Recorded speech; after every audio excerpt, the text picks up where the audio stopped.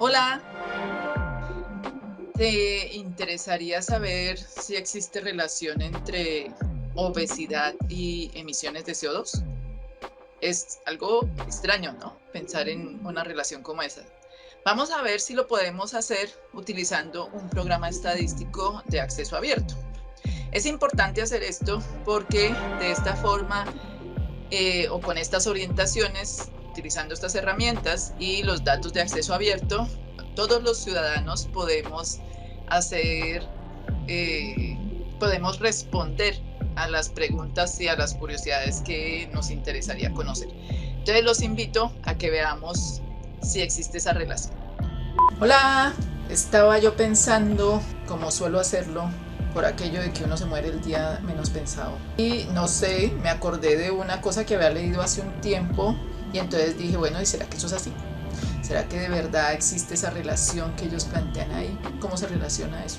Eso es de lo que vamos a hablar hoy, de una relación entre algunas variables, pues no sabemos si se relacionan o no. Todo surgió porque vi una noticia y la noticia decía hay una sindemia global entre la obesidad, desnutrición y cambio climático. Pues vamos a ver si de verdad existe esa relación o cómo se vería eso. Lo del cambio climático lo hemos venido trabajando, está relacionado con las emisiones de CO2, ¿cierto? Tocaría ver si existe de verdad una relación entre la obesidad y el cambio climático. Mi invitación es a que vean este video y vamos a utilizar un programa estadístico donde ustedes van a aprender a utilizar la herramienta para por lo menos hacer unos análisis iniciales y básicos e identificar una posible relación entre variables. Yo descargué de los Objetivos de Desarrollo Sostenible, descargué una base enorme que es abierta, los datos son abiertos, el equipo de los Objetivos de Desarrollo Sostenible siempre nos permite hacer estos datos, aquí está la referencia para que ustedes vean de dónde la descargué, 2021, ¿cierto? Descargué como los datos más recientes, de estos pues saqué, digamos, aquellas variables que vamos a observar hoy. Lo otro es que vamos a utilizar un programa que se llama JAS o JAS, como se quiera pronunciar. Con este programa que es de acceso abierto, miren, aquí está la página donde ustedes lo pueden descargar, se puede actualizar, es como les digo un software de acceso abierto. Este es ya descargado. Bueno, y vuelvo a la base de datos. Entonces yo de esta base de datos hice una depuración. Entonces aquí tengo la variable de desnutrición, la de obesidad. Aquí la categoricé. Aquí volví la variable de obesidad categórica. Y aquí tengo otras, digamos, como de intereses. ¿Cuál es la otra que nos interesan? Las emisiones. Aquí le voy a cambiar el nombre para que no se vea tan feo. Emisiones de CO2, quema de combustibles fósiles. Esta de emisiones es en toneladas per cápita y esta es derivada de la quema de combustibles fósiles. ¿Listo? ¿Qué es lo primero que tenemos que hacer? El programa utiliza, o sea, nuestras bases de datos, todo está en Excel, uno lo puede descargar en CSV también. Y lo que primero hay que hacer es guardarla en formato CSV. ¿Listo? Entonces aquí lo vamos a guardar en formato CSV, en algún lado donde después lo recuerde, porque si no la recuerdo, después no la voy a encontrar y eso suele pasar, ¿no? Entonces aquí lo voy a colocar, base de JAS CSV, delimitado por comas, ¿listo? Con eso ya tengo para empezar a hacer mi análisis. Vamos primero a mirar cómo se hacen los análisis descriptivos, para que ustedes vean lo sencillo que es este tipo de análisis en el JAS. Entonces aquí ya la tenemos, miren ustedes que ya nos aparecen las variables, nos aparece, pues como son variables cuantitativas la mayoría, ¿cierto? Solamente algunas categóricas nos aparecen así, la mayoría aparece con esa reglita como mostrándonos que hay algo numérico cuantitativo continuo. Esta base está tal cual, yo no le he hecho ningún cambio, lo único que ajusté fue esta obesidad en unas categorías, haciendo un análisis inicial simplemente, para poder mostrar cómo se utiliza para variables cualitativas también. Entonces, teniendo mis datos, todos mis datos están aquí, voy a empezar con los datos, la variable descriptiva. Aquí se ve un poco montado las variables y es por lo que les decía, los nombres están un poco largos y entonces pues se van a ver un poquito feos. Pero más allá no tiene eso ningún problema. Vamos a ver la pobreza. La pobreza está dada en $1,9 por día en la proporción de personas para todos los países que tienen esa condición. ¿Listo? Y aquí entonces de una ya nos aparecieron los datos descriptivos, como cuántos hay válidos, cuántos datos perdidos hay. Sí, pues no está la base completa, pero esta es la que hay. El promedio, 13,3%, la desviación estándar, esto es de todos los países que hay, pues de los 161 que tendrían esos datos válidos. ¿Listo? ¿Qué más podemos tener acá? Aquí nos permite ver estadísticas, y entonces yo puedo incluir la moda y la mediana, por ejemplo. Estamos arrancando con lo básico. ¿Listo? Entonces ya tengo aquí la moda, miren ustedes, y la mediana, que nos dio un dato bastante bajo. ¿Listo? De la mediana, la proporción de personas que están por debajo de $1,9 por día en el mundo, pues en todos los países analizados para 2021. ¿Qué sucede? Aquí hay una cosa que hay que entender, y es que los puntos no son miles, sino son decimales. ¿Listo? Ojo con eso porque se pueden confundir.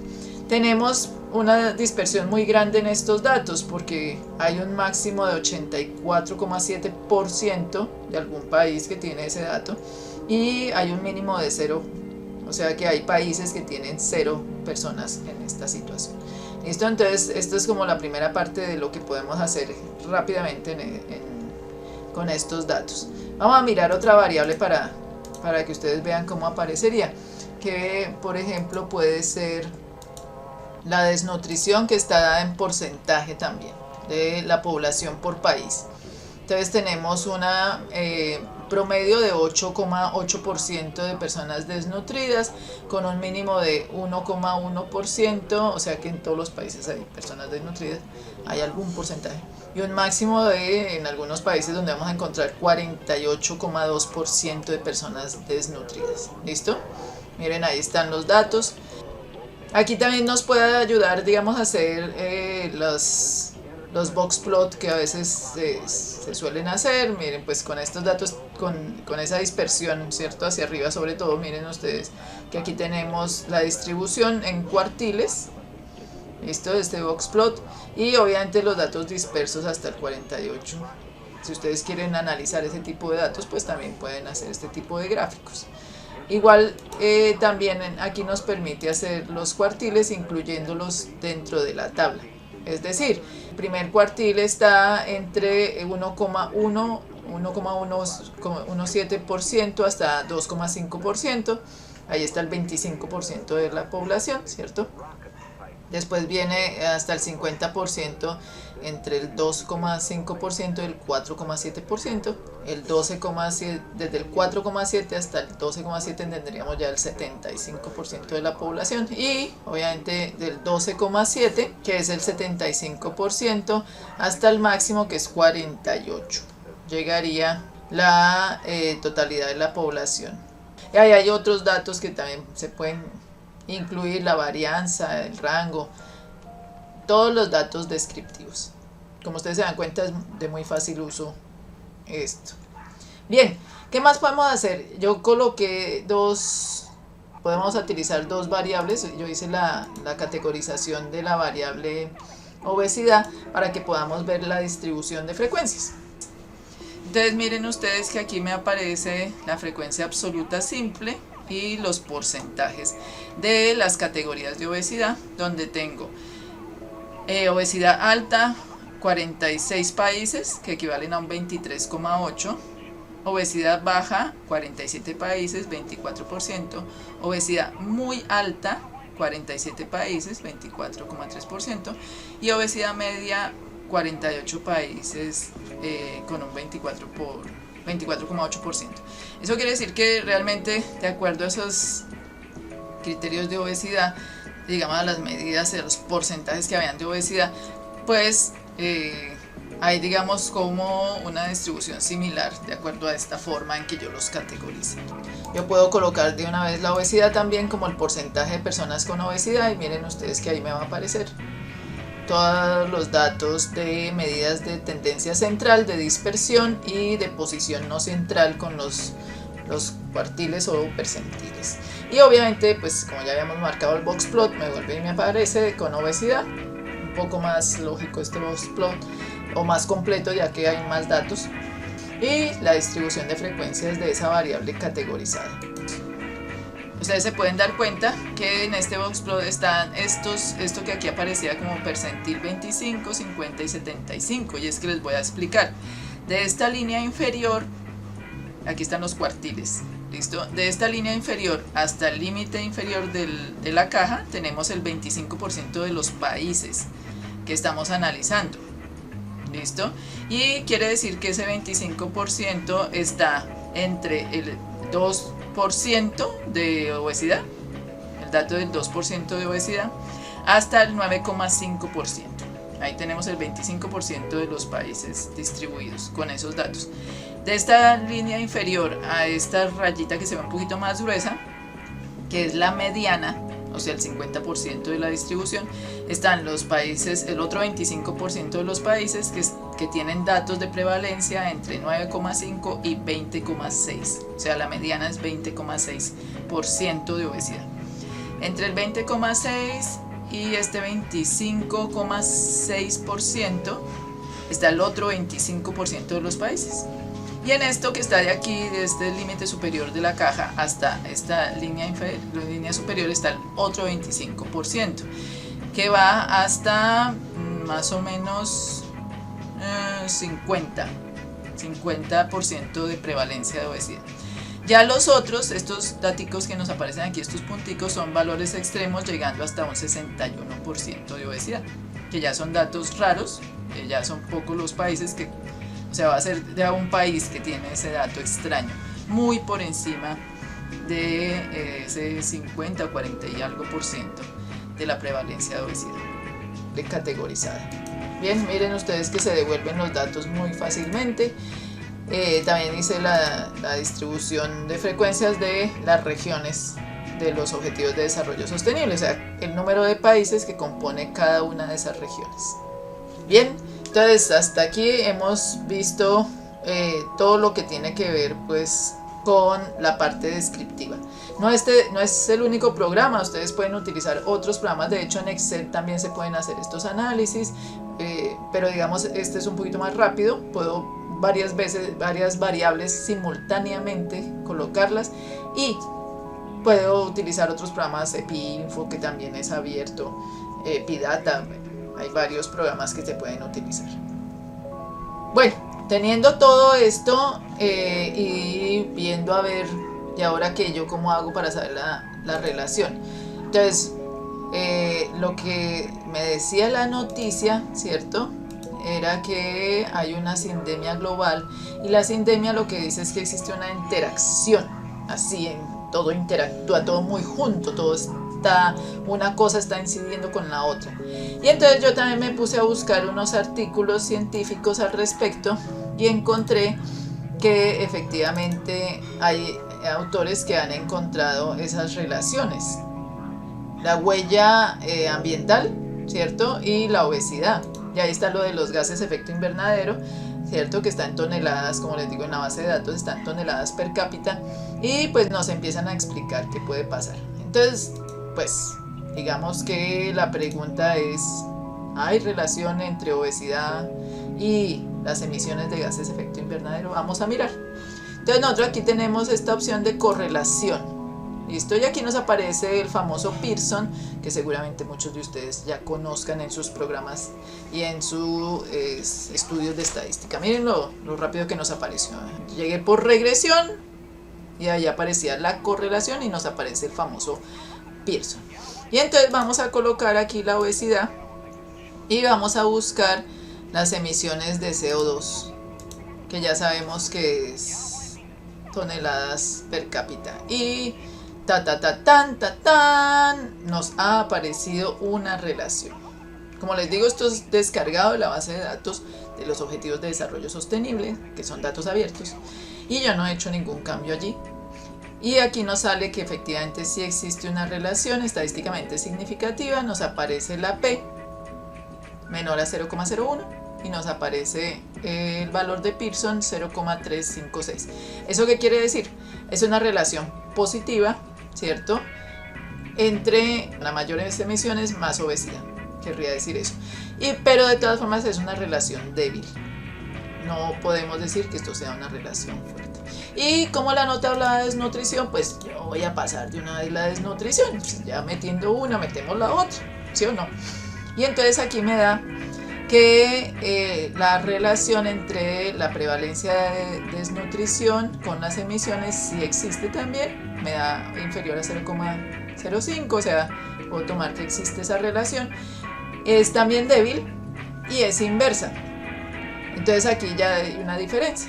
A mayor número de emisiones o a mayor cantidad de emisiones, menor desnutrición.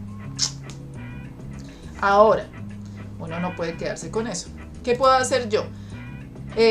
Pues primero les muestro que esto me lo puedo llevar a un Excel, ¿cierto? Yo tengo aquí mis datos y entonces me lo voy a llevar a un Excel por dos razones. Primero, para que ustedes lo puedan ver mejor, porque de pronto les queda como pequeñita ahí.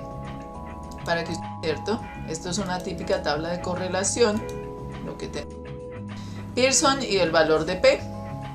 ¿Listo? Entonces aquí tenemos la relación que les mostraba entre obesidad y emisiones de CO2, y aquí tenemos la relación entre desnutrición y emisiones de CO2.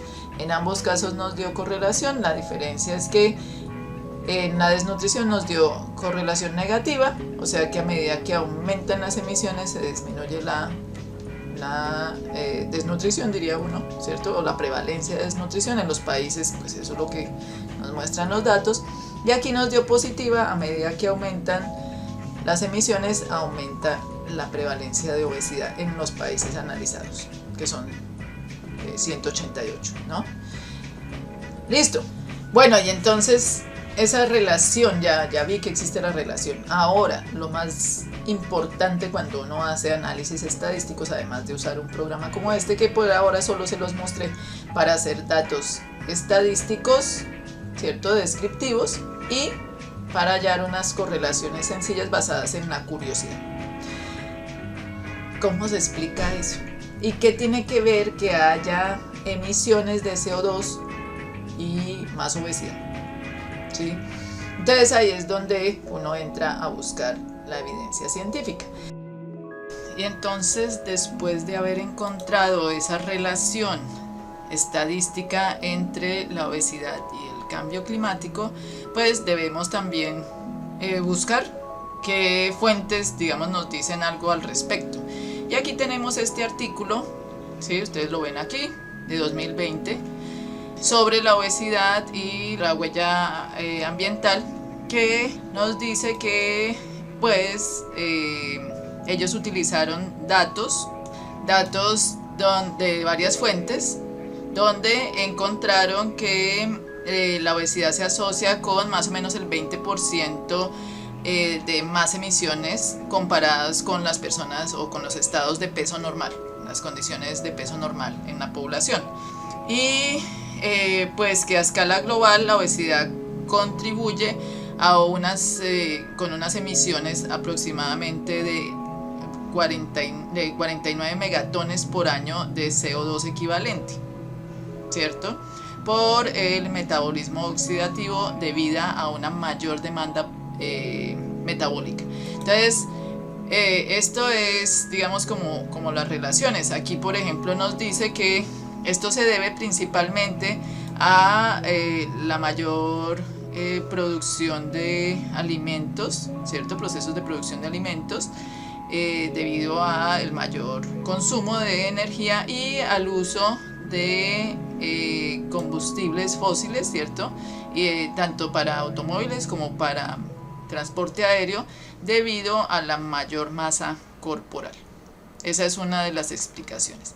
Y también encontramos este otro artículo sobre cambio climático y obesidad, donde por acá pues está, digamos, como también todas las relaciones, como ya lo habíamos mostrado con los artículos, pero este último gráfico que aparece acá me parece fundamental, digamos, no sé si se pueda ver aparte para poderlo ver más grande, no, pues muy grande no se ve, que es Este gráfico nos muestra que hay una relación entre cambio climático y obesidad de doble vía.